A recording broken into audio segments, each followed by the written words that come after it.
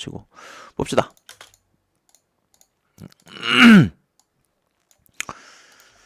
자, 슬로베니아, 불가리아.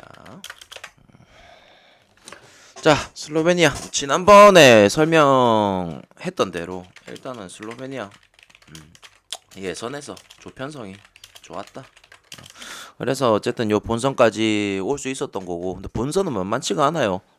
덴마크, 세르비아, 잉글랜드 만만치 않은 팀이라서 어쨌든 조 내에서는 최약체로 지금 평가를 받고 있는 상황이고, 그래도 뭐 탄탄한 수비가 좀 베이스로 깔리는 슬로베니아라서 뭐 당연히 진선 매치를 치르는 기간 동안 그래도 조금 더 공격적으로 합을 맞춰보지 않을까라고 얘기했었는데, 뭐 지난 경기도 어쨌든 뭐 아르메니아 상대로, 물론 약체팀이긴 하지만 아르메니아 상대로 또 2대1로 가져가는 경기를 해줬고, 오늘 경기도 공격적으로 조금 더 치중하는 그런 그림을 보여주지 않을까 싶네요. 예, 저는 이 경기 슬로베니아 승 쪽으로 보겠습니다.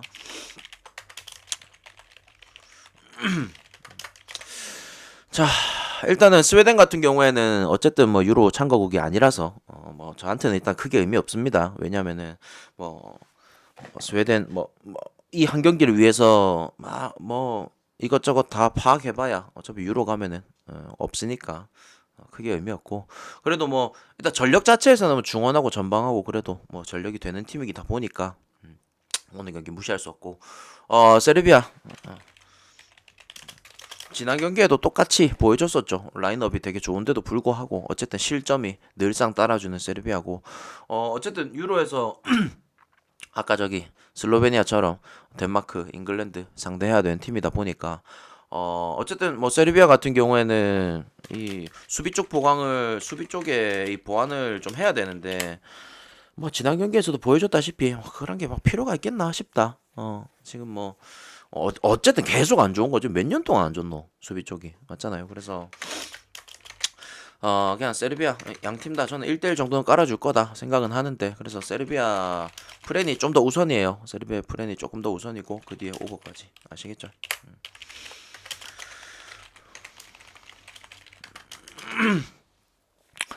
자, 헝가리, 독일하고 스코틀랜드하고 그다음에 스위스하고 같은 조에 있죠.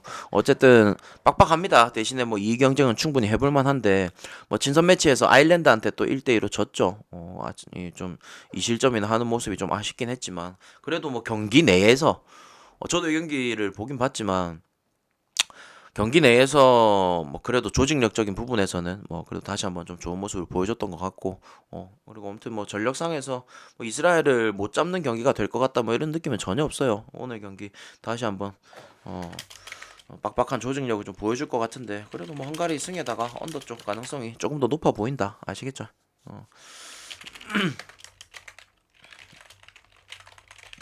오늘 경기 중에 모르겠다, 뭐 저기 포르투갈하고 크로아티아 제외하면은 이 경기가 가장 좀 어려운 경기였지 않나 분석하는 데 있어서 그렇게 생각을 하는데, 일단 스위스 지난 경기 때 잘했죠.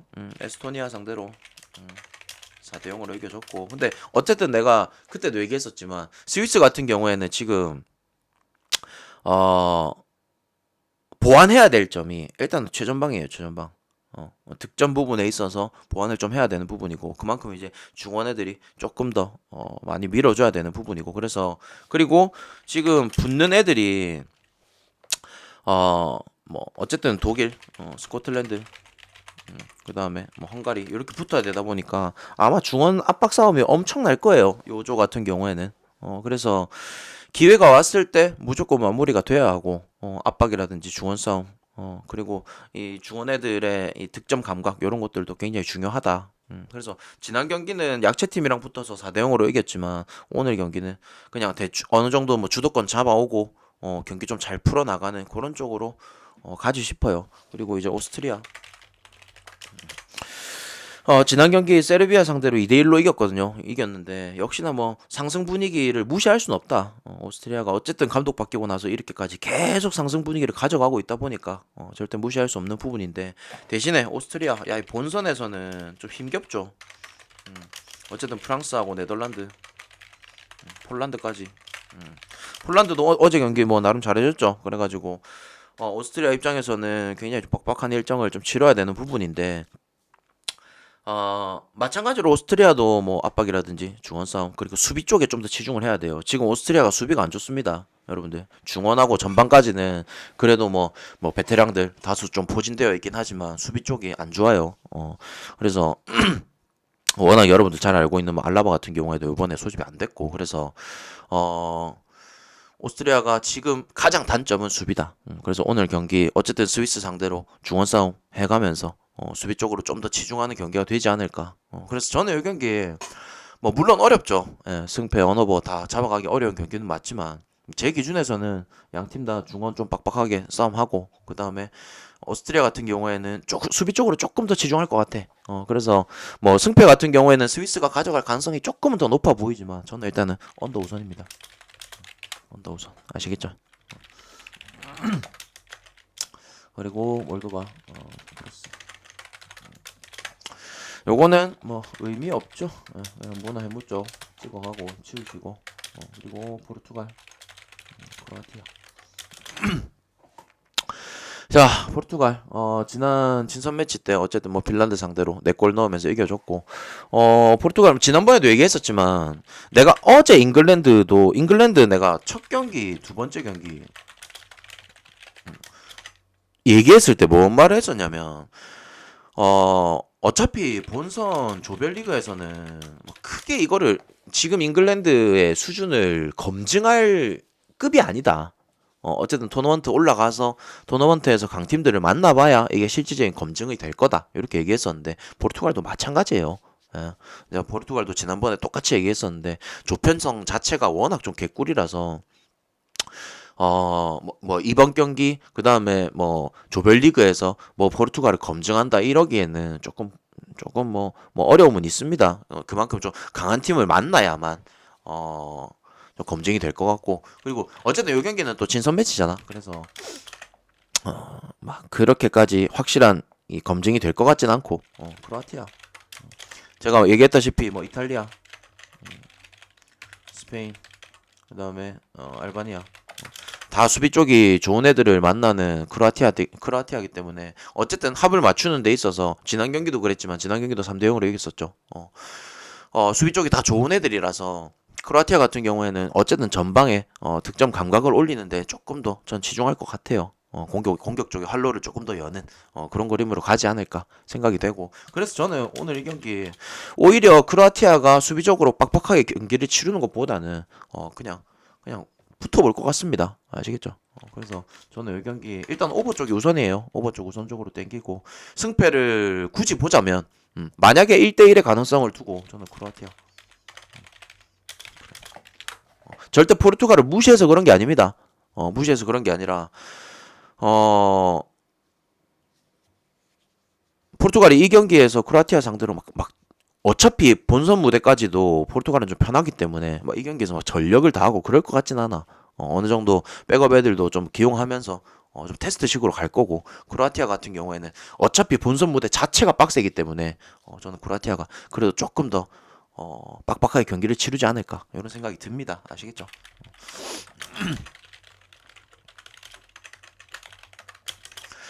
자, 덴마크하고 노르웨이. 일단 덴마크 뭐 이번 유로에서 어쨌든 슬로베니아 그다음에 세르비아, 잉글랜드. 어쨌든 세르비아하고 2위 경쟁을 좀 하게 될 텐데 뭐 덴마크 같은 경우에도 지난번에 얘기했었지만 이 고점을 찍고 좀 폼이 좀 내려온 상황이라서 어쨌든 뭐 일정 자체가 쉽진 않을 거다. 그리고 같은 조 애들을 상대하기에 어쨌든 덴마크도 몰아붙이는 상황. 그러니까 주도권을 잡고 갈 때 뭐 잉글랜드랑 붙는다고 해서 덴마크가 전혀 주도권을 못 잡고 이런 것도 아닙니다. 어느 정도 주도권을 잡는 시기도 있을 거고. 그래서 그럴 때 확실하게 좀 득점을 만들어내고 해야 된다. 마무리까지 짓는 상황을 만들어야 되는데 괜히 뭐 어중간하게 좀 끌려가고 하다가 더 힘들어질 거고. 그래서 이런 부분들을 좀 보완을 해줄 거다 생각을 하고 노르웨이 같은 경우에는 이번에 유로 참가를 못 하죠.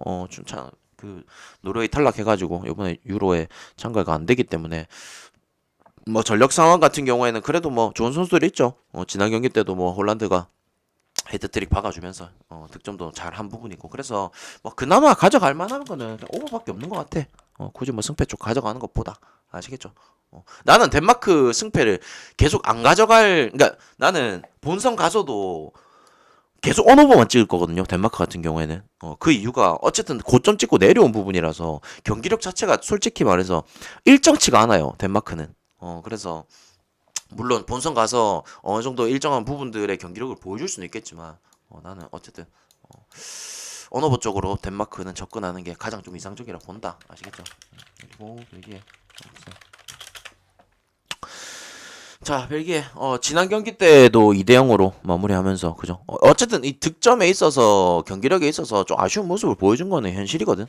그래서 어쨌든 벨기에 룩셈부르크 상대로 나는 일단은 벨기에 이번 본선 가서도 뭐 물론 이제 벨기에 같은 경우에 본선에서 조편성 자체가 워낙 괜찮은 부분이라서 뭐 크게 문제될 건 아니라고 생각은 하는데 본선 가서도 나는 벨기에는 어쨌든 난 좀 뭐 핸디 쪽으로는 좀 피할 생각이에요. 아시겠죠? 그래서 뭐 오늘 경기 같은 경우에도 저는 룩셈 3.5 프레임 이쪽이 조금 더 나아 보인다. 아시겠죠? 나는 벨기에는 솔직히 말해서 좀 지켜보자는 마인드라서. 그리고 스페인, 포갈랜드. 스페인 뭐 어쨌든 지난 경기 보셨죠? 물론 이제 약체팀이랑 붙긴 했지만서도 그래도 5골 차로 이기면서 잘해주기도 했었고 그때 제가 이제 스페인 마헨에다가 뭐 4.5 마헨 오버까지도 좀 도전을 해봤었는데 아무튼 뭐 잘 들어왔었고 스페인, 잉글랜드, 이탈리아, 그다음에 뭐 크로아티아, 그다음에 알바니아 어쨌든 요 수비 쪽에 빡빡한 팀들을 만나기 때문에 뭐 제가 그때도 얘기했었지만 요번에 친선 매치를 치르면서 공격적으로 조금 더 활로를 띄워볼 거다. 이제 스페인이 늘상 보여주는 게 최전방에서 마무리가 좀 아쉽잖아요. 근데 요번에 어쨌든 이런 것들을 좀 보완할 거고. 그래서 지난 경기도 5골 차 넣으면서 좀 잘해주기도 했었고 그리고 어쨌든 요 국대 소집 자체가 좀 폼 좀 떨어져 있는 애들 다 제끼고 폼 괜찮은 애들 그다음 베테랑 위주로 또 소집을 했기 때문에 제 기준에서는 스페인 그래도 딱 네 번째 이름을 올릴 수 있는 우승할 수 있는 가능성이 나는 스페인이 일단은 가능성이 좀 더 있다라고 봅니다. 그래서 오늘 경기도 마찬가지예요. 오늘 경기도 실점하지 않는 경기 해줄 것 같고 그래서 뭐 언더 쪽이 저는 우선이에요. 3.5 언더 쪽이 우선이고 뭐 북아일랜드 상대로 뭐 3골 차, 4골 차 가능은 하겠죠. 가능은 하겠지만 저는 일단은 어제 똥배 받은 경기들 다 뿌아지는 거 보고 그냥 뭔가 좀 조심해야겠다. 핸디 쪽은 조금 조심하자. 약간 이런 생각이 좀 더 들어서 언더 쪽이 우선이고 뭐 그래도 스페인 뭐 지난 경기 때 해준 거 그다음에 요 친선 매치에서 득점 감각 올려놔야 된다는 거 생각하면은 뭐 그래도 한 3대 0 정도는 가능성이 있지 않을까 싶네요. 아시겠죠? 저는 그래서 3대 0 승 딱 정도 봅니다. 그래서 언더에다가 스페인 마이까지 했죠. 이렇게 해서 오늘 9경기인데 이렇게 마무리합시다. 그리고 이제 언제고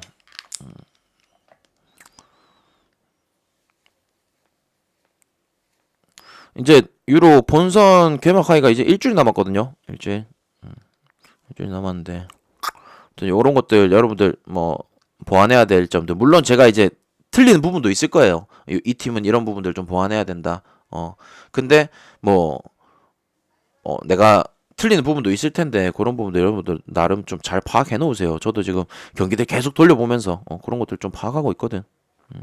왜냐면 어쨌든 유로 치르는 기간이 한 달이기 때문에 이런 것들 다 좀 파악해놔야 분석하기 좀 편하겠죠. 아시겠죠? 아니 그 저기 뭐냐 남미 쪽 이런 애들은 안 가져왔습니다. 아시겠죠? 유로 치르는 애들 위주로